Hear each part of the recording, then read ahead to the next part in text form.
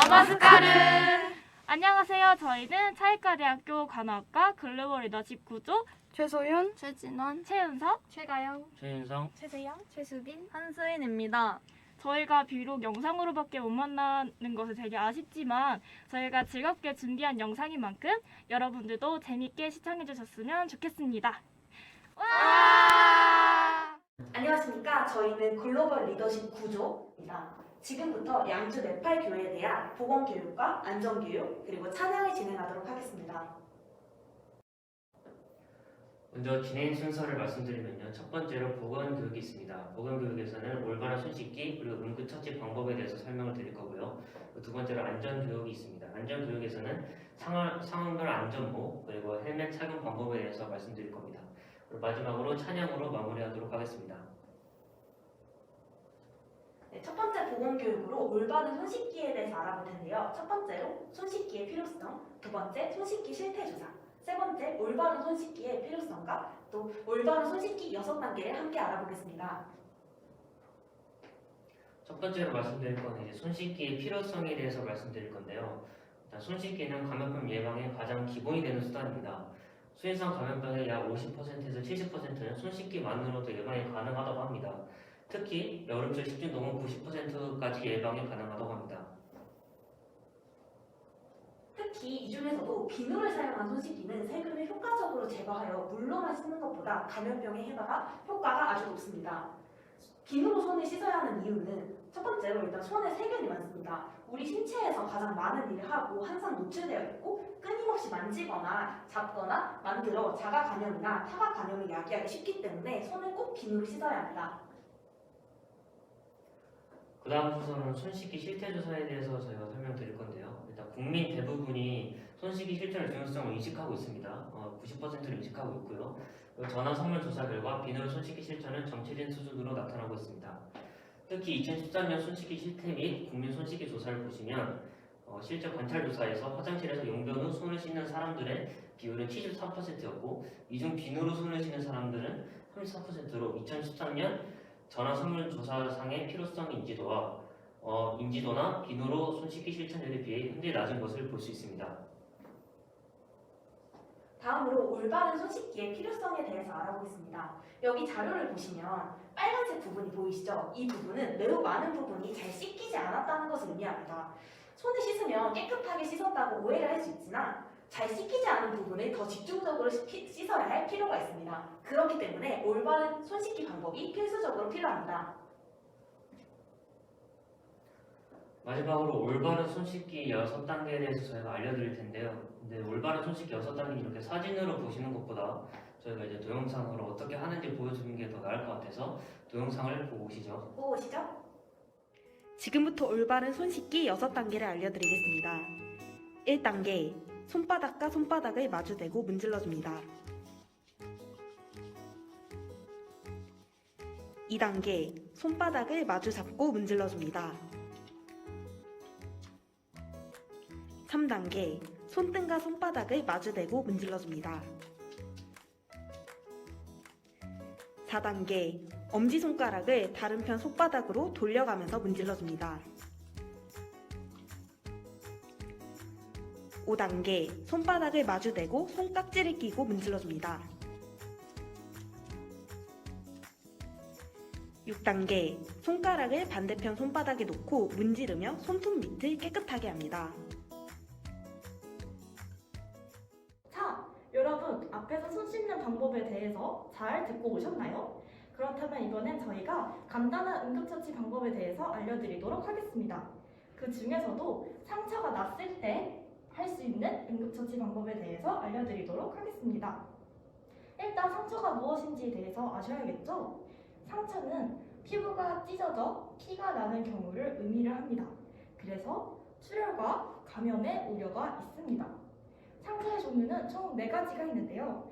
첫 번째는 철과상, 두 번째는 열상, 세 번째는 절상, 네 번째는 자상이 있습니다. 철과상은 우리가 흔히 긁혔다라고 말하는 상처를 철과상이라고 하고요. 두 번째 열상은 찢어진 상처를 열상이라고 합니다. 절상은 어디가 날카로운 거, 칼이나 종이에 베었을 때 나는 상처를 절상이라고 합니다. 마지막 네 번째 자상은 무언가에 찔렸을 때 나는 상처를 자상이라고 합니다. 여러분, 그러면 첫 번째 이미지는 어떤 상처일까요? 네, 그렇죠. 바로 날카로운 것에 베인 절상에 해당이 되겠죠. 그럼 두 번째 사진은 어느 상처에 포함이 될까요? 네, 그렇죠. 바로 긁힌 상처인 찰가상입니다.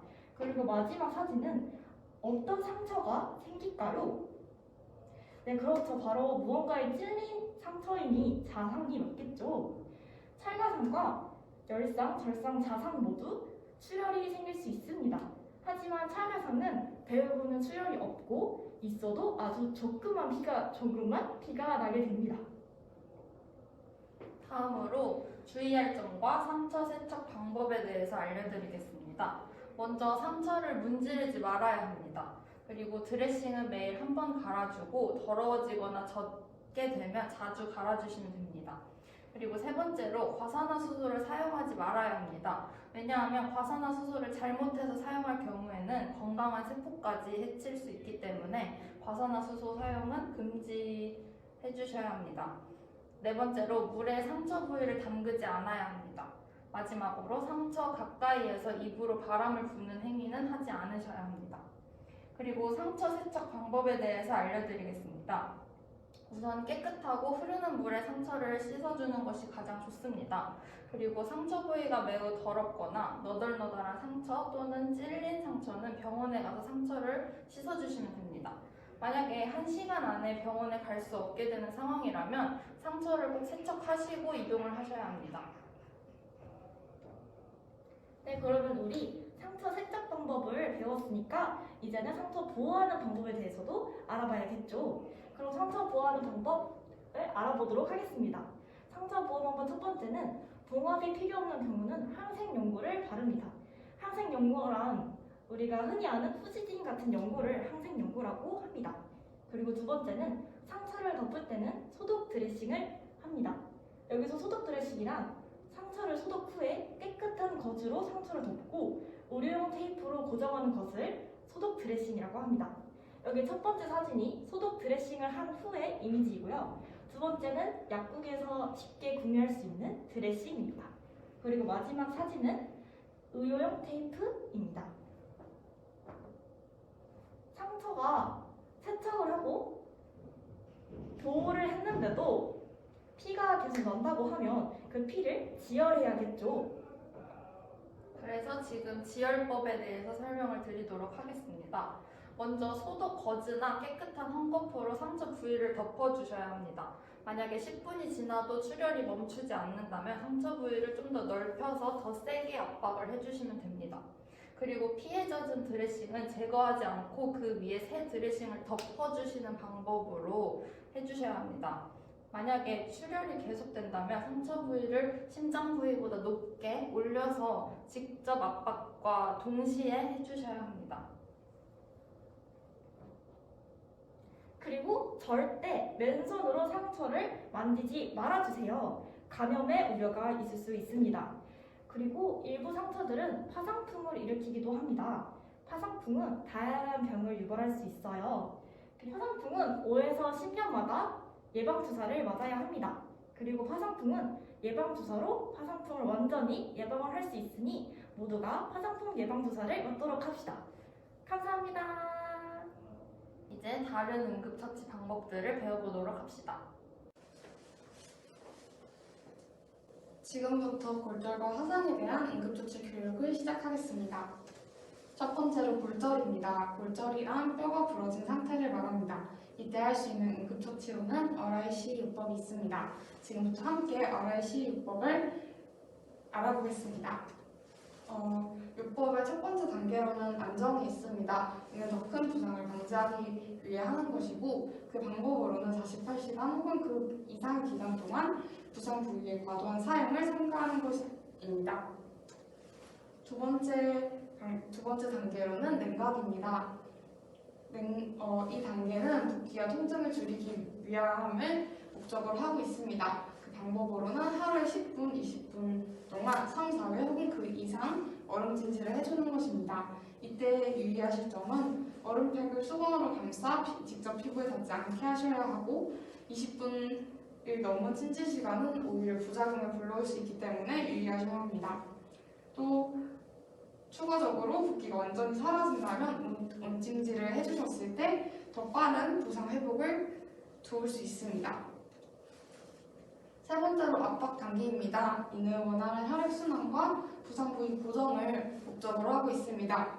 첫 번째 방법, 발목 붕대 감는 법부터 영상으로 먼저 함께 시청하시겠습니다.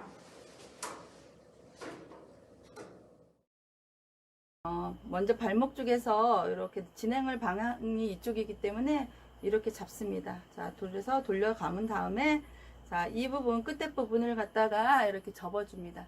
접은 상태에서 활행대로 한번 이렇게 돌려줍니다. 자, 그 다음부터는 어떻게 할 거냐면요. 자, 아래쪽으로 내려갈 거예요. 팔자 모양으로, 숫자 팔자 모양으로 해서 자, 이렇게 해서 이제 한번 돌려감은 다음에 자, 숫자 팔자 모양으로 이렇게 올라옵니다. 자, 그 다음에 또 내려가서 여기서 이렇게 감싸주고요. 자, 1cm씩 겹쳐서 이렇게 올라옵니다. 한 번 더 갔다가 다시 올라와서요. 자, 여기서 마무리 할 겁니다. 활행대로 한번 돌려주고요. 자, 이 부분에다가 네, 두 번째로 손목 붕대 감는 법 알아보겠습니다. 첫 번째로 새끼손가락 아래쪽에서 위를 올려 엄지손가락과 검지손가락 사이로 돌려 손목을 감아줍니다. 그 후로 테이프나 클립으로 적당히 조인 후 고정해주면 됩니다. 마지막으로 환부 높임 당기입니다. 이는 부상 부위 심장보다 높은 곳에 위치시키는 방법이고 누웠을 때 상시로 시행하신다면 붓기를 완화하는 효과를 얻으실 수 있습니다. 다음으로 화상에 대해서 알아보도록 하겠습니다. 화상이란 높은 온도의 기체, 액체, 고체, 화염 따위에 데웠을 때 일어나는 피부의 손상을 의미합니다. 먼저 첫 번째로 뜨거운 물에 의한 화상일 경우 생리식염수나 흐르는 찬물에 씻어 내리거나 찬물에 담그는 것이 옷을 억지로 벗는 것보다 더 중요합니다. 광범위한 3도 화상은 감염을 예방하기 위해 마른 거즈를 대고 있어야 합니다. 화상을 입었을 경우 체온 조절 능력에 손실이 있으므로 몸을 따뜻하게 유지하는 것이 중요합니다. 두 번째, 전류에 의한 화상입니다. 먼저 환자의 몸에서 전선을 제거하여 전원을 차단하고 쇼크를 방지하는 것을 우선적으로 해야 합니다. 필요에 따라 인공호흡과 심장 마사지를 실시한 후 화상에 대한 처치를 실시해야 합니다. 상처 부위는 소독 거즈로 덮어줘야 하며 이는 병원 방문 전까지의 응급조치이며 모든 전기 화상은 병원 방문 치료가 필요합니다. 세 번째로 화학약품에 의한 화상입니다.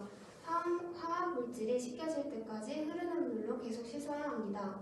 화학물질이 만약 눈에 들어갔다면 다른 눈에 물이 흐르지 않도록 주의하면서 씻어야 합니다. 화상 부위가 넓으면 바로 병원을 방문해야 합니다. 마지막으로 주의해야 할 점입니다. 얼음물은 절대 사용하지 않아야 합니다. 수포가 생겼을 때 터뜨리지 않아야 하며 피부가 회복되다가 가려운데 이때 긁지 않아야 합니다.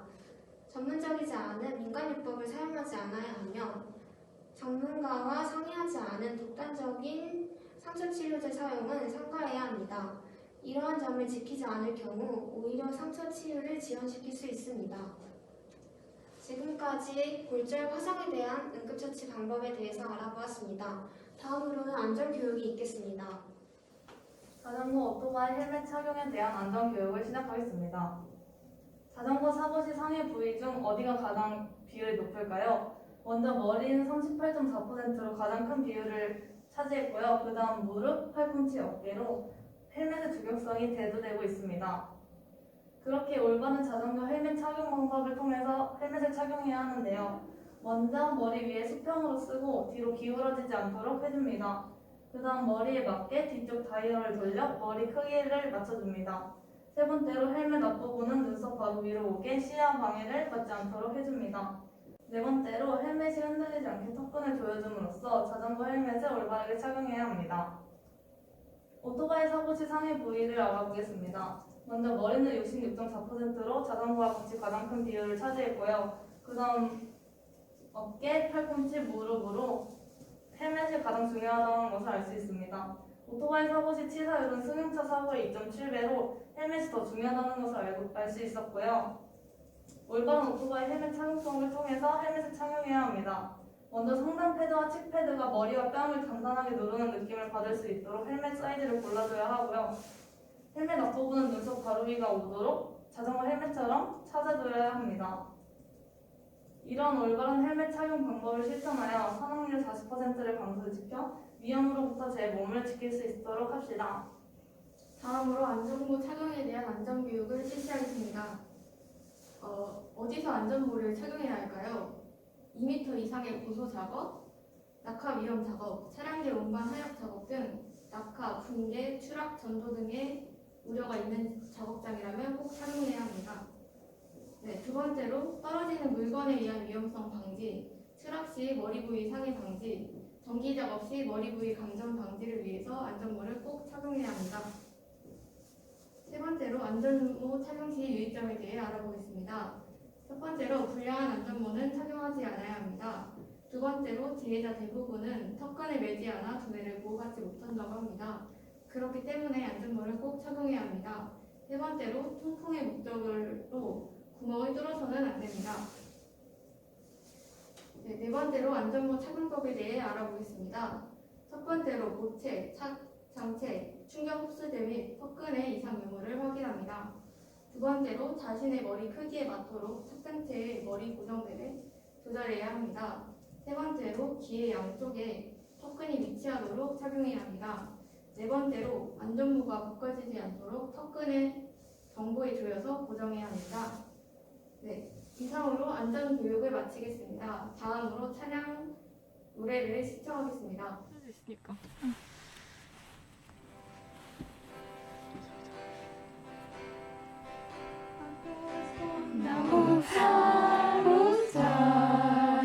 전화 사고를 만나 거이로 저 프레임 가서 본다 기스와 어느 곳 저